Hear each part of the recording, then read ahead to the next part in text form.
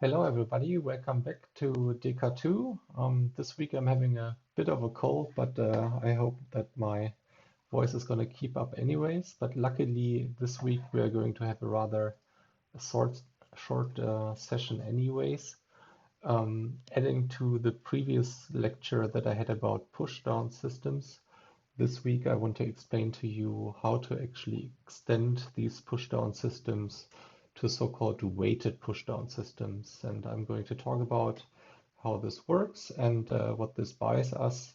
And those of you who have seen my previous lecture actually on IDE, so on interprocedural distributive environments in DECA 1, they will rediscover some familiar concepts. So just to give you, again, a brief overview about the current state in the course. So we've already talked about sparse IFDS as an extension or optimization of IFDS. We've talked about SPLift as an extension to IDE, enabling the analysis of software product lines. In the last week, I talked about pushdown systems, and now we're making this transition to weighted pushdown systems. So like I explained already, pushdown systems, they have a pretty strong correspondence to IFDS. And weighted pushdown systems, they have a likewise correspondence to IDE. So why are we adding weights in the first place? Well, pushdown systems, like I explained them, they allow us to model IFDS, but really not more than that. So in particular, you are bound to actually using regular pushdown systems for finite distributive subset problems. So this is good if you want to do, let's say taint analysis, for instance. That's a pretty finite problem. It's maybe also still okay if you want to do a limited form of type state analysis where you have a small state space. But as soon as you are looking at a somewhat larger domain, so a larger type state property, or maybe even infinite domain in the case of constant propagation or so, you have already learned in DECA 1 that you typically want to use IDE, and these weighted pushdown systems that I will talk about this week, they actually allow us to model IDE. And the idea of weighted pushdown systems is really very similar to what you have seen in IDE already. So we want to allow for additional computation on the edges, and that allows for efficient computations also using infinite domains then in particular for constant propagation. Just to briefly recap, so what did this used to look like in IDE? So I've previously shown you this very simple example of a linear constant propagation. So here we are initializing some variable t to 0. Then we are incrementing this a couple of times through this procedure call to the inc procedure.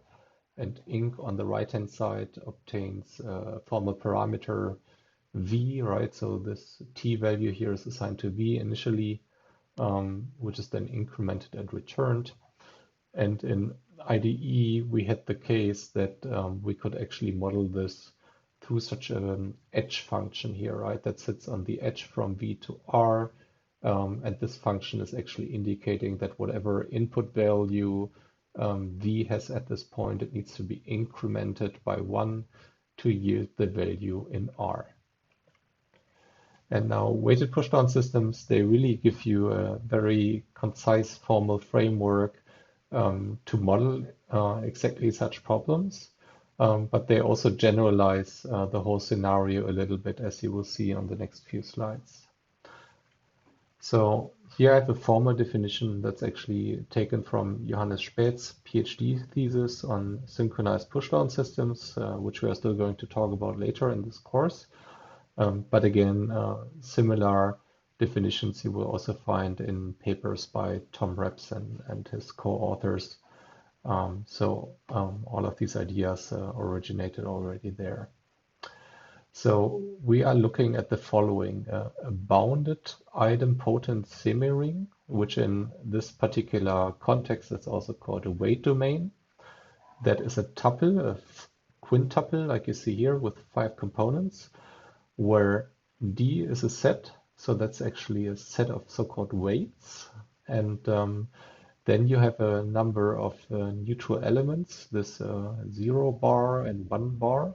These are elements out of that particular domain. And then you still have two operators. One is called the combine operator, and the other one is called an extend operator. And they are both binary operators on that same weight set here, right? So on the weight domain. And this actually directly translates to what you already have seen in IDE. So in particular, in IDE, we already saw the value domain, right? So for instance, remember in the case of linear constant propagation, the weight domain is basically the set of functions over integers, right? And this would then also be, in that particular instance, this weight domain D here. Then in IDE, this operator here, this combine operator, would basically be the merge or join or meet operator, right? So this is used whenever you have two control flows that are actually merging at control flow merge points, and the appropriate data flow facts need to be merged as well. Then last but not least, this extend operation in IDE, this would be function composition, right? And so you can already see by these definitions, you can instantiate weighted pushdown systems with these particular kinds of definitions that you had in IDE. So it's at least as expressive as IDE. And I would say basically all circumstances that I have seen, this is exactly how you actually instantiate weighted pushdown systems. But as you also see in theory, at least, this formalism is a bit more general, right? So this would not necessarily have to be function composition. And you could also have a bit more of an unorthodox merge or join or meet operation here. But yeah, typically you would very likely do whatever you would also do in the case of IDE. But there are some restrictions nonetheless to these operations and to these two elements that I specifically defined here. And these I want to explain to you on the next slide. So for instance, when we have this combine operation together with a domain, then this combination is actually a commutative monoid with this 0 bar as its neutral element, and with this operation also being idempotent, so it doesn't matter in which order you execute it. That's the commutativity. Idempotency means it doesn't matter how often you apply it, right? And that sort of makes sense, right? So when you have a merge operation, which that basically is, right, then of course it should be commutative. So you don't really want to have to worry about which control flow is coming from the left and which one is coming from the right. You want to merge it equally in both cases, and you also want to have idempotency, right? Because if you merge the same things multiple times, you don't, again, want to lose any kind of information. And then also D with this extend operator, that is a monoid with the neutral element 1 bar, right? So you also have some neutral element here.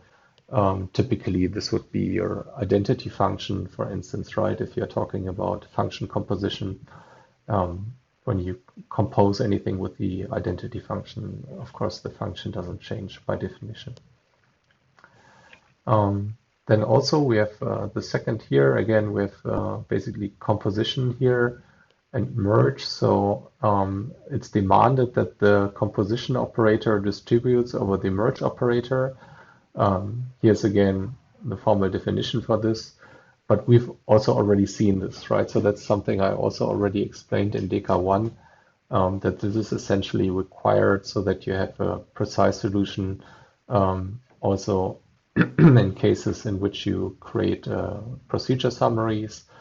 And we will see later that we also have some summarization effects here, similar to what we already saw for regular pushdown systems without weights. And that's also why this is required and desired here. Then there's a third requirement which says that the 0 bar element, that's actually a so-called annihilator with respect to the composition operation. So that means whenever you compute, you compose something with 0, either way, 0 always wins, right? So you basically get this 0 function back. And then we also have the situation here that we have no infinite descending chains. And depending on which direction you look at, this could also mean that you have no infinite ascending chains. In DECA 1, we already talked about this ascending chain condition, right? And that you should not have any infinite ascending or descending chains in order to guarantee termination. And that also needs to be the case here because, like we have seen, this domain D, it could be infinite, right? I mean, we could have the actual true natural numbers here, for instance, and there are infinitely many of these, and then we need to make sure that there are no infinite ascending chains, otherwise we might be iterating forever. And that is the formal definition that I wanted to show you, and in the next video I will actually show you a modified example, so modified in the sense that it's an extension of the example that I already showed you in the previous lecture on regular pushdown systems. And this will be able to show you how we basically move from IFDS to IDE, or from pushdown systems to weighted pushdown systems, or you can even think of it as moving from attained analysis to a linear constant propagation. And yeah, I want to show you how this can be achieved. See you soon.